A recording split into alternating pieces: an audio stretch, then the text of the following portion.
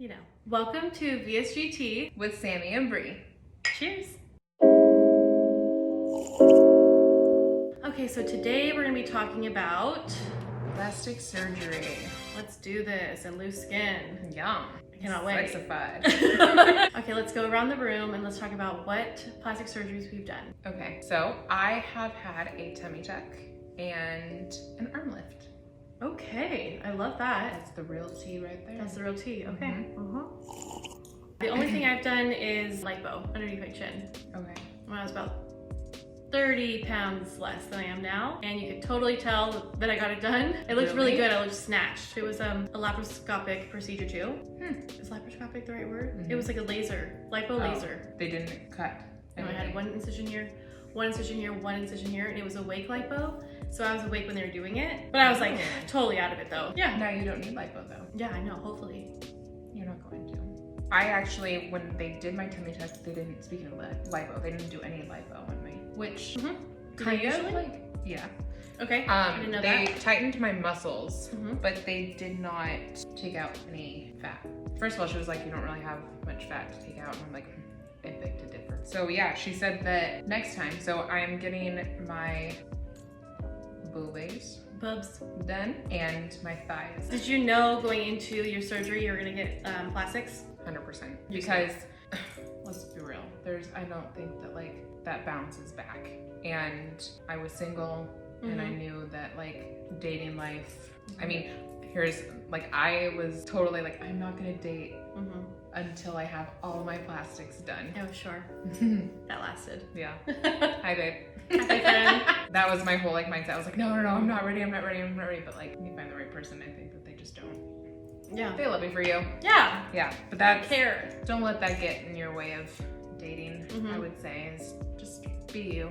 Right. Definitely. And he'll live whatever you come with. Yeah, I knew that was gonna have to come. You're big. I had really big arms and big stomach. I was just big. But like, I did have really big arms. So I will show you and the camera. I have a scar from my elbow down to like right here on both sides. And everyone's always like, oh, do you show them? Do I show them, Bre? Yeah. You show me. Because I don't care. Yeah. I'm out in the world like this. I want to see it. And like also I've had so many friends who know you who've asked me specifically about your arm scars. Isn't that funny? A lot of people want to know about that. Yeah. They want to know what it looks like from behind, like if I stand up. Should I do that? Yeah, let's do it. Arms on my hips, like that. And if I'm standing normally, sometimes I can, obviously I can hide them and do something like that. But yeah, that's what it looks like if I'm just standing straight and normal. Gosh, you're only like a little over like a month and a half, right? 2 months. 2 months? Yeah. Does not look bad. No. Look at that. Get all up in there. It's just light purple. I probably need to shave my armpits. Dude, it looks good. So we're back. Yes. From that show and tell. So it does not look bad at all. No. It's healing. Yeah. And I use either advanced silicone scar gel that I got off Amazon or Mederma. Scar. Yeah.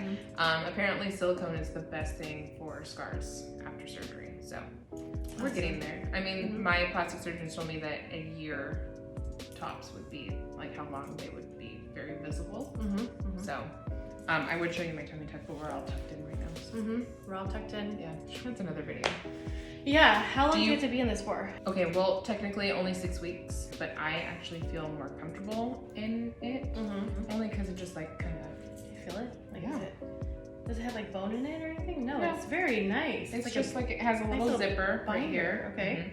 I do want to do a video on compressions because that is so important after surgery and after plastic surgery. I didn't wear a binder after surgery and I feel like I would have benefited so much from that. Do you plan on having any plastics after? I don't know because I have one doctor who says that since I'm 31, that my skin will be elastic enough, but I have had stretch marks since I was 12, so I don't really know, but I would be open to it. I'd be open to like getting my boobs done because they're already probably need it done. So yeah, I'll have matching boobies. Okay. I don't want something really big. I just want like, I just want, because I mean, they disappear. I didn't have boobs to begin with though. Like if you look at all of my like pre-op pictures. Oh really? I was like maybe a full B.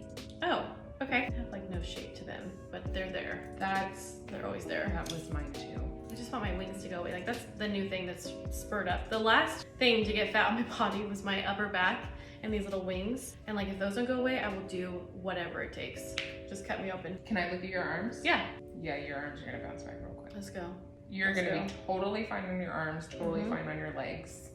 Yeah, my tummy. My tummy's for sure gonna. That's where I keep most of my weight, so I don't know. But I'm always used, like, I'm used to like my tummy always being like having something there. Even when I was like super flat, I always felt like it just a little bit flabby. I feel like when I sit down, I still have a little pooch. But you work so hard not to have a pooch, okay? Like, yeah, it is normal having a pooch. But see, I don't know, like when I've had all of this said and done, I would sit there and I criticize the crap out of myself. I'm like, look it, like I still have that. And everyone at work is like, so do we. Yeah. Like, we have flat stomachs. I'm like, right. I don't know, but like I paid for this and like I worked so hard, but like. Do you get more nitpicky now that you've done the surgery and like you're like, no, I should be this way, I should be that way? Because you're like we talked about last time, like your 160 looks so good on you. You look amazing. I feel like I should lose more though.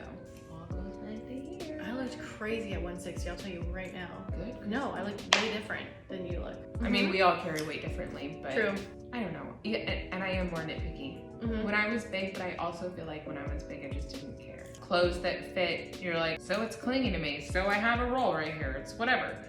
But now I'm like, so how can I look the skinniest? Yeah. And like, come on, that's dumb. Like we're not, just how I posted yesterday, like let's like normalize body imperfections. Like we all have them. We all have marks. We all have birthmarks, moles. I mean, I could just go on and on. And it's like, I really don't like the fact that we all sit there and just nitpick the crap out of ourselves, especially after we've gone through something so major. That's true. How do we stop that? Major transformation. I'm gonna be honest, I don't know.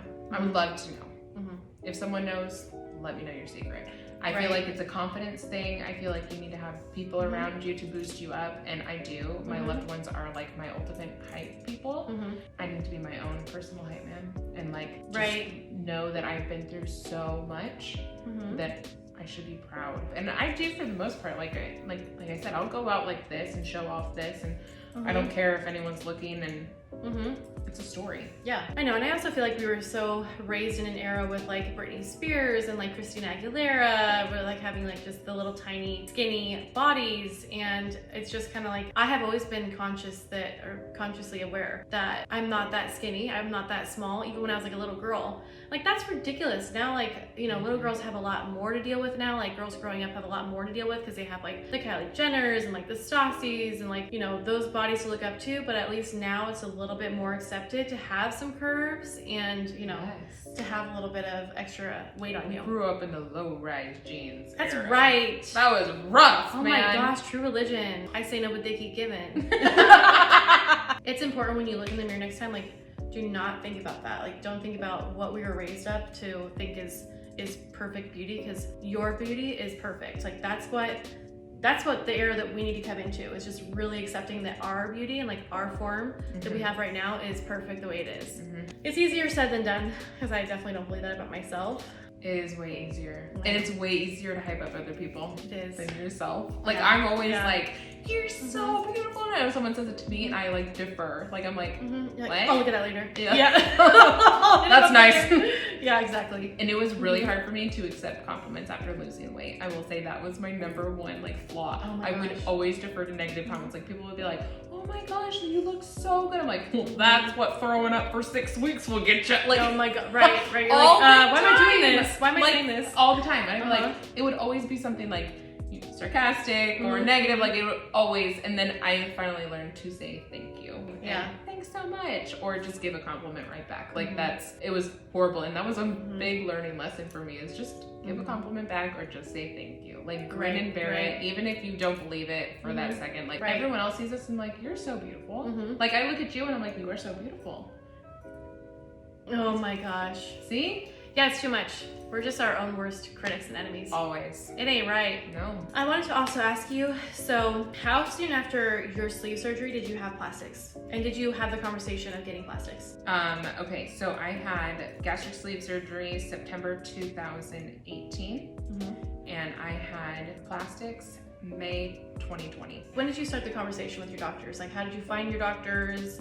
when did you start like searching for doctors? So I'm actually in a private Facebook group of the people that I went in a Kaiser group with.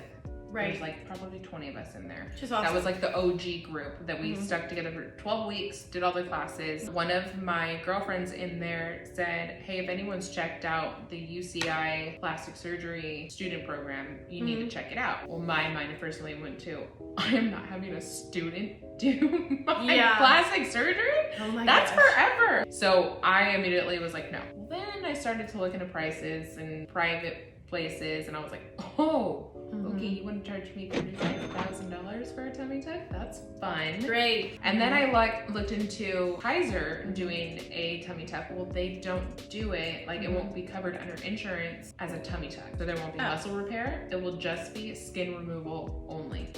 Cool. What's the point? I think it's like if you like just want the skin gone, you would do one of those. There's a difference between that surgery and tummy tuck. Obviously, the tummy tuck, you have a little bit of a snatch and the muscle repair and all of that.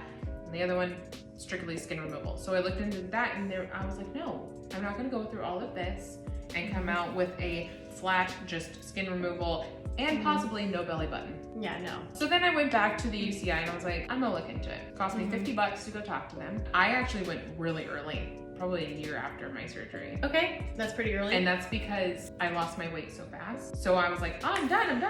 Well, I wasn't done. I lost about 30 pounds after that. Wow. And really tightened up my skin because when I first saw my doctor, compared to the second time I saw her, she was like, your skin has bounced back, like the elasticity, like it's going back. I'm like, oh, that's cool.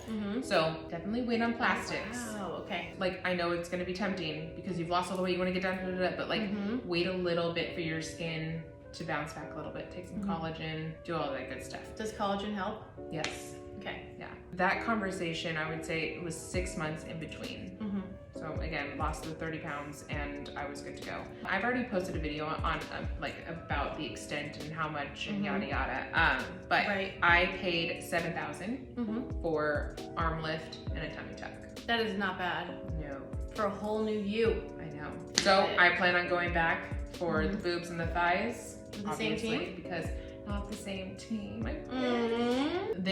Because it's students, they graduated. So now they have their practice. And quick little shout out, Janae and Madison, she's gonna be up in Salem, Oregon. And awesome. Dr. Brian Biggerstaff is gonna be in Omaha, Nebraska. So wow. If any of you are around there, look them up, Google them. They're gonna have their practices in no time and they are amazing. Yes, they are. She looks amazing. Amazing. Good job. Round of applause Love for it. my plastic surgeons. Well, you look great. Thanks. I'm excited for your next surgeries too. And we'll be going along the ride with each other. You'll be getting your surgery, I'll be filming getting mine. And... You're doing great, sweetie. Well, thank you for sharing your story with us. That's awesome. And of course, I'll keep you guys posted too if you know, either one of us is ended up doing plastics. So yeah.